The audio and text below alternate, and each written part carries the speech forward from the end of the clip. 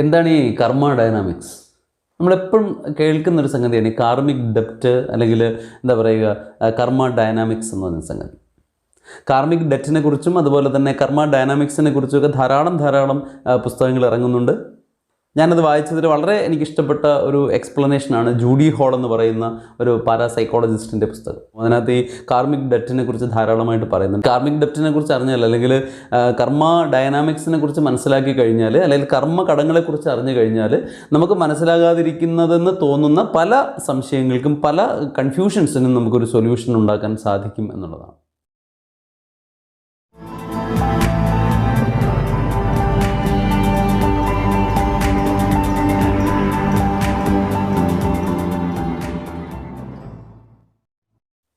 അപ്പോൾ എന്താണ് ഈ കർമ്മ എന്ന് വെച്ച് കഴിഞ്ഞാൽ, ഇപ്പോൾ ലോകത്തിൽ ഒരുപാട് തരത്തിലുള്ള ഫിലോസഫീസ് ഉണ്ട്, സ്കൂൾസ് ഓഫ് ഫിലോസഫീസ് ഉണ്ട് അല്ലേ? ആ സ്കൂൾസ് ഓഫ് ഫിലോസഫിയിലേക്ക് ഇന്ത്യൻ ഫിലോസഫി കൊടുക്കുന്ന വളരെ ഉദാത്തമായിട്ടുള്ള, വളരെ എന്താ പറയുക, വളരെ മികച്ച ഒരു കാഴ്ചപ്പാടാണ് ഈ പറഞ്ഞ കർമ്മ ഡൈനാമിക്സ് എന്ന് പറയുന്നത് അല്ലേ? എവറിത്തിങ് ഈസ് ബേസ്ഡ് ഓൺ കർമ്മ. എല്ലാം തന്നെ കർമ്മത്തിൽ ആശ്രയിച്ചിരിക്കുന്നു, അല്ലെങ്കിൽ കർമ്മവുമായി ബന്ധപ്പെട്ടിരിക്കുന്നു എന്ന് പറയുന്ന സംഗതി അല്ലേ? നമ്മൾ അതിനെക്കുറിച്ച് ധാരാളം കേട്ടിട്ടുണ്ട്.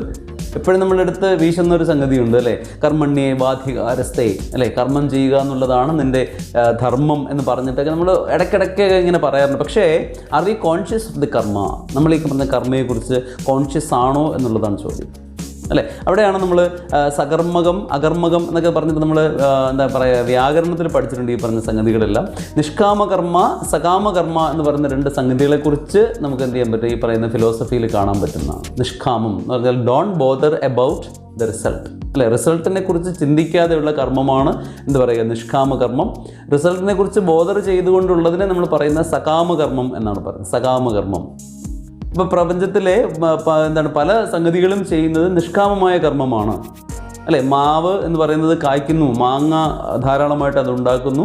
അപ്പോൾ അത് ചെയ്യുന്നത് എന്താണ്? It is not for that mango tree. ആ മാംഗോ ട്രീക്ക് വേണ്ടിയല്ല അത് കായ്ക്കുന്നത്, പകരം എന്ത് ചെയ്യുന്നു? അതിൻ്റെ ഫലങ്ങൾ ഭുജിക്കാൻ വരുന്ന മറ്റ് പല ജീവജാലങ്ങൾക്കും വേണ്ടിയാണെന്നുള്ളതാണ്. വേണമെങ്കിൽ നമുക്കൊരു ഡിസ്പ്യൂട്ട് പറയാം, അത് അതിൻ്റെ എന്താ പറയുക, അത് അതിൻ്റെ ഓഫ് സ്പ്രിങ്സിനെ ഉണ്ടാക്കുന്നതിന് വേണ്ടിയാണ് കായ്ക്കുന്നത്, വേണമെങ്കിൽ നമുക്കൊരു മറുവാദം അവിടെ വയ്ക്കാം അല്ലേ? പക്ഷേ നമ്മളിങ്ങനെയുള്ള കിറുക്കൻ ചിന്താഗതികൾക്ക് പിന്നാലെ പോകാതെ നമ്മൾ ചിന്തിച്ചു കഴിഞ്ഞാൽ നമുക്ക് കാണാൻ പറ്റും ഈ പറയുന്ന സകാമകർമ്മം അതുപോലെ തന്നെ നിഷ്കാമകർമ്മം. ഇത് മറ്റൊരു എപ്പിസോഡിൽ ചെയ്യാൻ പറ്റുന്നൊരു സബ്ജക്റ്റാണ്.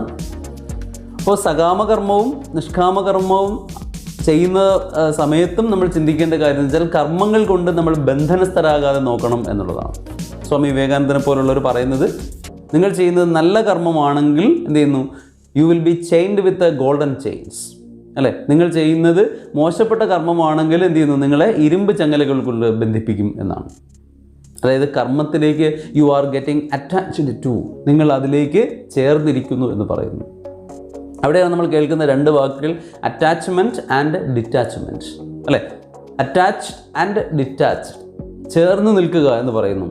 കർമ്മവുമായിട്ട് നമ്മൾ ചേർന്ന് നിൽക്കുന്നു, കർത്തൃഭാവത്തിൽ നമ്മൾ ചെയ്യുന്നു എന്നുള്ളതാണ്. മറ്റേതിലാണെങ്കിൽ എന്ത് ചെയ്യുന്നു? നമ്മൾ ആ കർമ്മത്തിൽ ചേർന്ന് നിൽക്കുന്നില്ല, ഒട്ടി നിൽക്കുന്നില്ല എന്നുള്ളതാണ്. അപ്പോൾ ഡെഫിനറ്റ്ലി അതിന് കുറച്ച് എക്സ്പ്ലനേഷൻ ആവശ്യമാണ്. ഇപ്പോൾ ഞാൻ പറയാൻ പോകുന്ന സബ്ജക്റ്റിൽ കുറച്ച് കണക്ഷൻ ഉള്ളതുകൊണ്ടാണ് ഞാൻ ഇതിനെക്കുറിച്ച് പറഞ്ഞു പോയത്.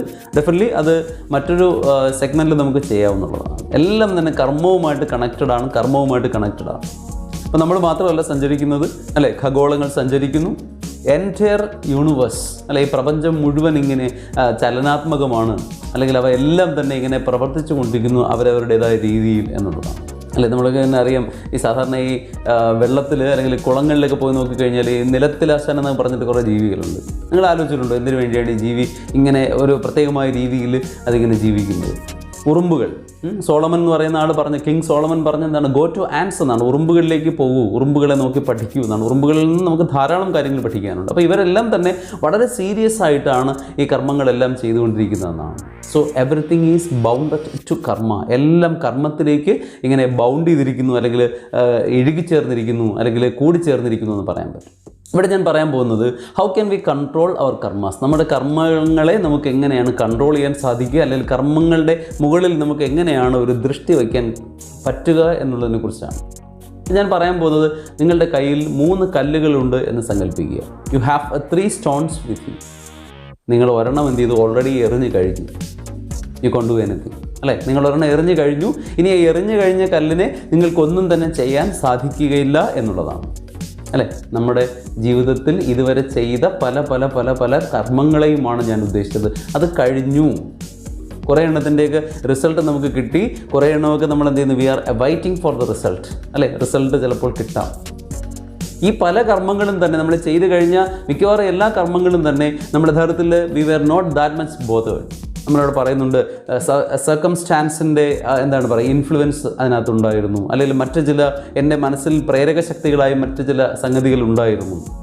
അപ്പം നിങ്ങൾ കർമ്മങ്ങളിലേക്ക് ചെന്ന് എത്തപ്പെടുകയായിരുന്നു എന്ന് വേണം അവിടെ നമ്മൾ ചിന്തിക്കാനായിട്ട്. അല്ലേ, നമ്മുടെ ജീവിതത്തിൽ എപ്പോഴും നമ്മൾ പറയുന്നൊരു വാക്കാണ് ഇഫ് എന്ന് വെച്ചാൽ അങ്ങനെ സംഭവിച്ചില്ലായിരുന്നെങ്കിൽ, അങ്ങനെ ഇല്ലായിരുന്നെങ്കിൽ ഒക്കെ നമ്മളിങ്ങനെ എപ്പോഴും ഭാവന കാണാറുണ്ട് എന്നാണ്. പക്ഷേ എല്ലാം അതിൻ്റേതായ നിമിഷങ്ങളിൽ സംഭവിക്കുന്നു എന്നുള്ളതാണ് അതിലേറ്റവും രസകരമായ കാര്യം. അപാരമായ വിൽ പവർ ഉണ്ടെങ്കിൽ മാത്രമേ നമുക്ക് ചില കാര്യങ്ങളേക്ക് മാറ്റാനായിട്ട് സാധിക്കുകയുള്ളൂ. അതിനും എന്താണ് എക്സാമ്പിൾസ് ഉണ്ട്, അതിന് ഒരുപാട് സോദാഹരണ കഥകൾ ഉണ്ട് എന്നുള്ളതാണ്. ഇപ്പം ഞാൻ പറഞ്ഞു വന്നത് 3 കല്ലുകളിൽ ഒരെണ്ണം നമ്മൾ എറിഞ്ഞു കഴിഞ്ഞു. ഇനി അടുത്ത കല്ല് നമ്മളിങ്ങനെ ഉന്നം നോക്കി നിൽക്കുകയാണ്, എറിയാൻ വേണ്ടി ഇങ്ങനെ ഉന്നം നോക്കി നിൽക്കുകയാണെന്നുള്ളതാണ്.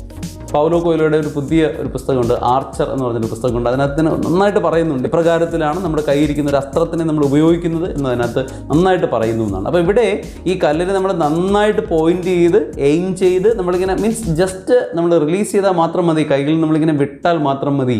അങ്ങനെയുള്ള കർമ്മങ്ങളാണ് നമ്മുടെ കയ്യിലുള്ള വർത്തമാനത്തിലെ കർമ്മങ്ങൾ. Can you control that's A question. ഈ കർമ്മങ്ങളെ നിങ്ങൾക്ക് നിയന്ത്രിക്കാൻ സാധിക്കുമോ? If your answer is yes, okay, you are A successful person. അല്ലെ, ഇതിനെ നിയന്ത്രിക്കാൻ സാധിച്ചാൽ നമുക്ക് എന്ത് ചെയ്യാൻ പറ്റും? നമ്മുടെ ജീവിതം എന്ന് പറയുന്നതിനെ നമുക്ക് എന്ത് ചെയ്യാൻ പറ്റും? നമുക്ക് നന്നായിട്ട് ആസ്വദിക്കാൻ പറ്റും. ജീവിതത്തിൽ നമുക്ക് ഒരുപാട് വിജയം നേടാൻ സാധിക്കും എന്നുള്ളതാണ്. അല്ലേ, ഏതെങ്കിലും ഒരു കാര്യം നിങ്ങൾ ചെയ്യാൻ റെഡി ആയിരിക്കുന്ന സമയത്ത് ജസ്റ്റ് തിങ്ക് അബൌട്ട്, അല്ലേ, നമ്മൾ ഇംഗ്ലീഷിലൊരു ചൊല്ലുണ്ട്, ഒരു പ്രോവർബ് ഉണ്ട്, ലുക്ക് ബിഫോർ യു ലീപ്പ്. അല്ലേ, നമ്മൾ ചാടുന്നതിന് മുമ്പ് നമ്മൾ നോക്കുക എന്നാണ്. നമ്മളതിനെ നോക്കിയിട്ട് വേണം ചാടാൻ എന്ന് പറയും പോലെ. പക്ഷേ ഇതിന് അപാരമായിട്ടുള്ള മനക്കരുത്ത് വേണം, എങ്കിൽ മാത്രമേ സാധിക്കുകയുള്ളൂ എന്നാണ്. എന്ത് കാര്യം ചെയ്യുന്നതിന് മുമ്പും വി ഹാവ് ടു തിങ്ക്. അല്ലേ, ചില കാര്യങ്ങൾ നമുക്ക് ചിന്തിക്കാൻ കഴിയില്ല, ഓൾ ഓൺ എ സഡൻ നമുക്ക് ചെയ്തേ പറ്റുള്ളൂ. പക്ഷേ അങ്ങനെ അല്ലാത്ത ചില കാര്യങ്ങളുണ്ട്, അതിനെക്കുറിച്ച് നമ്മൾ എന്ത് ചെയ്യുക? We have to think twice. 2 പ്രാവശ്യം നമ്മൾ ഒന്ന് ചിന്തിച്ച് നോക്കുക എന്നുള്ളതാണ്. ശ്രീ രവിശങ്കർ അദ്ദേഹം പറയുന്നു, ചില പ്രവൃത്തികൾ വളരെ കുറച്ച് സമയത്തേക്ക് സന്തോഷം തരും, പക്ഷേ കൂടുതൽ കാലത്തേക്ക് നമുക്ക് ദുഃഖം തരുന്ന പ്രവൃത്തികളാണ്. ഇനി മറ്റു ചില പ്രവൃത്തികളുണ്ട്, കുറച്ച് സമയത്തേക്ക് മാത്രം ദുഃഖം തരും, ബാക്കി കൂടുതൽ സമയത്തേക്ക് നമുക്ക് തരുന്നത് സുഖം മാത്രമാണ്. നമ്മൾ ഏതാണ് സെലക്ട് ചെയ്യേണ്ടത്? നമുക്ക് തന്നെ അറിയാം, കുറച്ച് സമയത്തേക്ക് ദുഃഖം തരികയും കൂടുതൽ സമയത്തേക്ക് സുഖം തരുന്നതുമായ പ്രവൃത്തികളാണ് നമ്മൾ ചെയ്യേണ്ടത്. അല്ലേ, കുറച്ച് സമയത്തേക്ക് ദുഃഖം തരികയും കൂടുതൽ സമയത്തേക്ക് സുഖം തരുന്നതുമായ പ്രവൃത്തികളാണ് നമ്മൾ സെലക്ട് ചെയ്യേണ്ടതെന്നുള്ളതാണ്. അപ്പോൾ ഇവിടെ എറിയാനായിട്ട് വച്ചിരിക്കുന്ന ഈ കല്ലിനെ നമുക്ക് നിയന്ത്രിക്കാൻ സാധിച്ചു കഴിഞ്ഞാൽ നമ്മുടെ വർത്തമാനകാലത്തിലെ കർമ്മങ്ങളെന്ന് പറയുന്നത് നമ്മുടെ കയ്യിലേക്ക് വരുന്നു. ഞാൻ പറഞ്ഞു എല്ലാമല്ല, കുറേ കാര്യങ്ങൾ നമ്മുടെ കയ്യിൽ നിൽക്കുന്നതല്ല. ഓക്കെ, അതിനെ വിടും. നമ്മുടെ കയ്യിൽ നിൽക്കുന്ന കാര്യങ്ങളെ we can try to bridle or we can try to control. ഇനി ഇത് 3rd സ്റ്റോൺ എന്ന് പറയുന്നത് നമ്മൾ എടുത്തിട്ടില്ല ഇതുവരെ. അല്ലേ, അതവിടെ ഇരിക്കുന്നതേ ഉള്ളൂ. Means we have one more chance, a great chance is there. നമ്മളിനി എടുക്കാൻ പോകുന്ന മീൻസ് ഇനി ചെയ്യാൻ പോകുന്ന കർമ്മങ്ങളെ വി ക്യാൻ പ്ലാൻ. ഈ ലോകത്തിൽ ആരും അനശ്വരരായിരിക്കുന്നില്ല. മഹാനായ അലക്സാണ്ടർ ദ ഗ്രേറ്റ്, അദ്ദേഹം മരിച്ചപ്പോൾ അദ്ദേഹം പറഞ്ഞെന്താണ്? മരിക്കുന്നതിന് മുമ്പ് അദ്ദേഹം പറഞ്ഞെന്താണ്? എൻ്റെ ശവപേടകം കൊണ്ടുപോകുമ്പോൾ എൻ്റെ കൈകൾ ഇങ്ങനെ പുറത്തേക്ക് ആളുകൾക്ക് കാണാൻ കഴിയുന്ന രീതിയിൽ വയ്ക്കണം എന്നാണ്. എന്തിനാണ്? മഹാനായ അലക്സാണ്ടർ ഒന്നും കൊണ്ടുപോകുന്നില്ല എന്ന് ആളുകളെ ബോധിപ്പിക്കാനാണ്. അപ്പോൾ ഇതാണ് നമ്മൾ നേടിയെടുക്കേണ്ട ഈ ഒരു വലിയ കാഴ്ചപ്പാടെന്ന് പറയുന്നത്.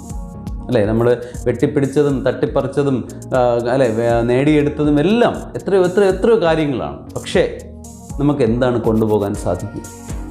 അപ്പോൾ അതുകൊണ്ട് we can control the karmas. അപ്പോൾ ഇതിനാണ് നമ്മൾ പറയുന്നത് 3rd stone.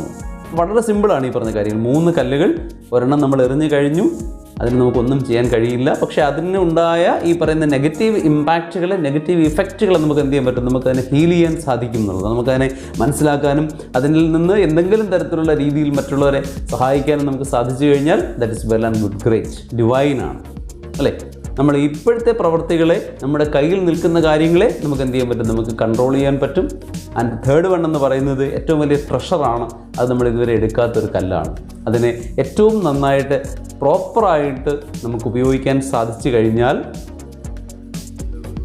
Everything is okay, അല്ലേ? അവിടെ നമ്മുടെ കർമ്മങ്ങൾ നമ്മുടെ കയ്യിൽ തന്നെ നിൽക്കുന്നു, അല്ലേ?